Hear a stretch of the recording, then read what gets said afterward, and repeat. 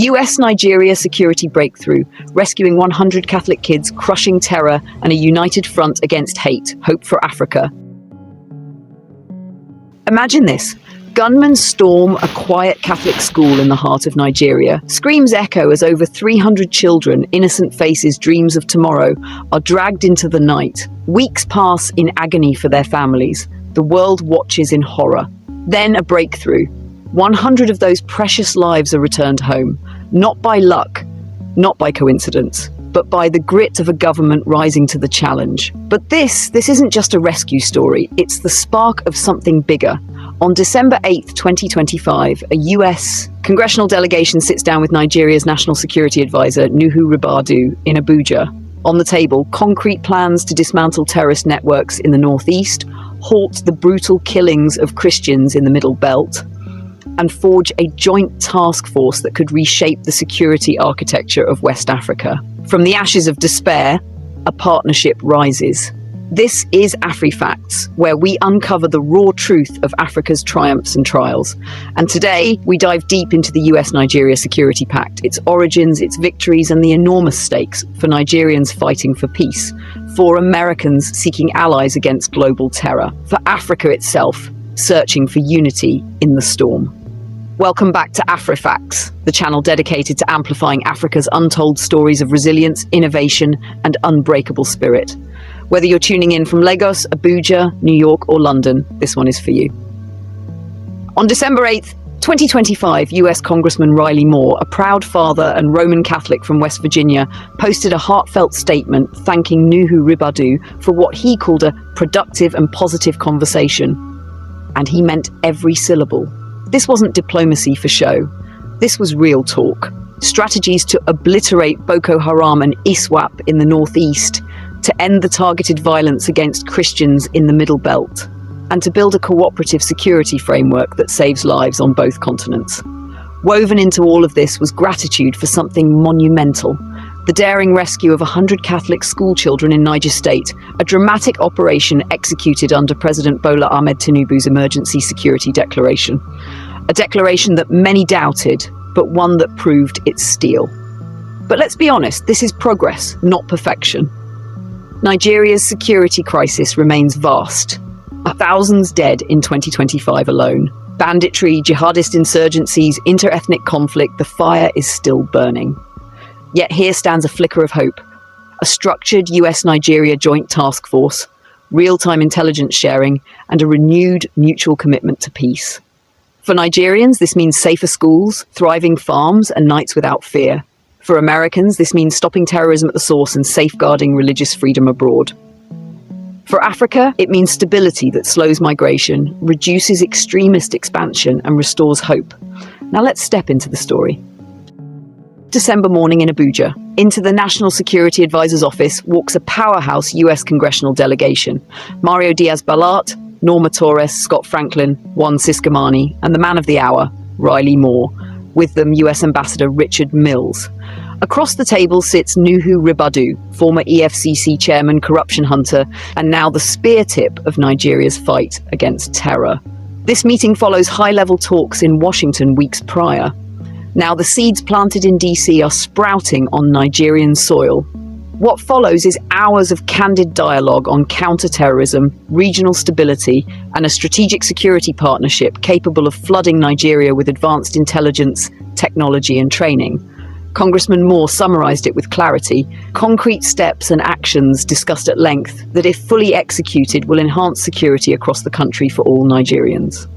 The Northeast takes center stage, Boko Haram's home turf, where over 36,000 have died since 2009.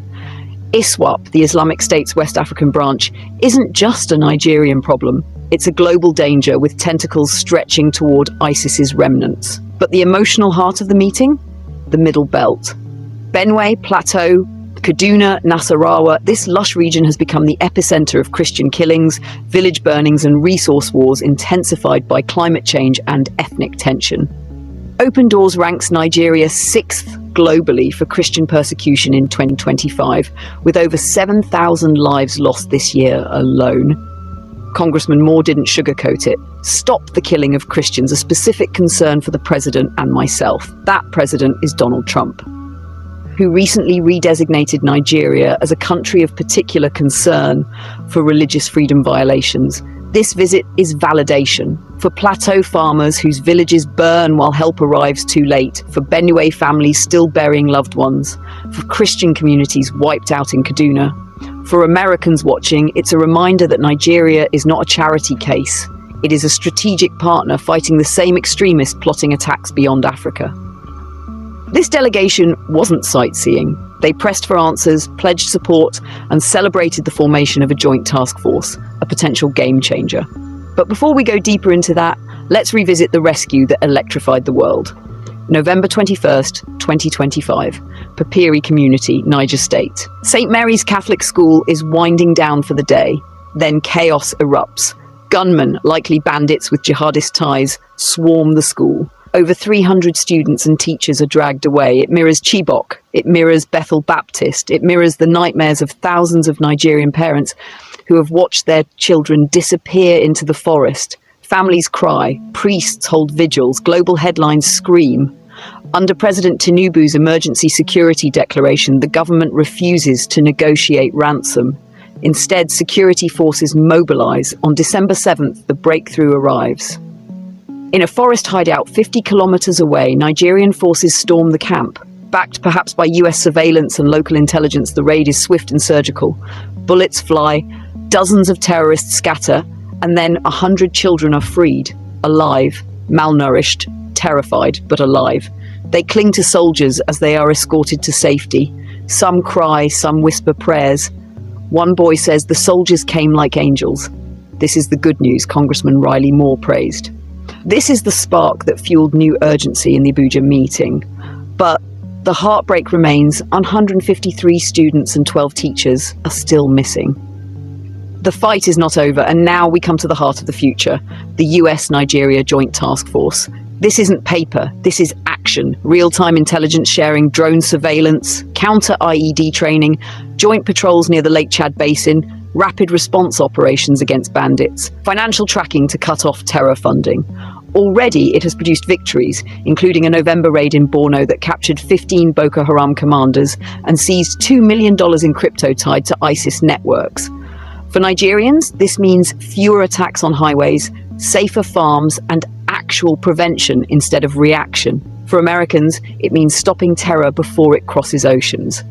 For Africa, it means the largest economy and most populous nation becoming a stable anchor in a region shaken by coups, insurgencies, and economic collapse. Yet the storm still rages. Nigeria's 2025 security death toll surpasses 8,000. The Middle Belt bleeds. Fulani herder clashes intensify, fueled by climate change. Churches burn. Christian villages vanish overnight. Separatist tensions simmer in the southeast.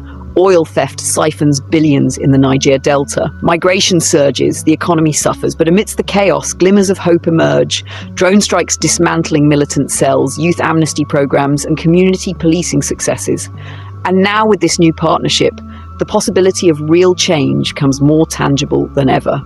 Why invest in this pact? Because Nigeria's security unlocks Nigeria's potential. A safer northeast revitalizes agriculture. A peaceful Middle Belt fuels GDP growth. Schools reopen. Investors return. Millions rise out of poverty. And for America, this partnership strengthens global security, supports religious freedom, stabilizes oil markets, and counters ISIS influence. For Africa, a stable Nigeria means a stable region. Refugee flows slow, ECOWAS strengthens. Cross-border terror networks weaken. This partnership could become a blueprint for the entire continent. There is still much work ahead, uniting divided communities, rescuing the remaining kidnapped students, and ensuring that political promises translate into real change. Congressman Moore ended his message with hope. Things are moving in the right direction. Peace be with you all. God bless the great people of Nigeria. Afri Facts stands with you, Nigerians living the reality, Americans shaping policy, Africans dreaming of a safer tomorrow. What should the US and Nigeria do next? Share your thoughts, share this story, and subscribe to keep this conversation alive.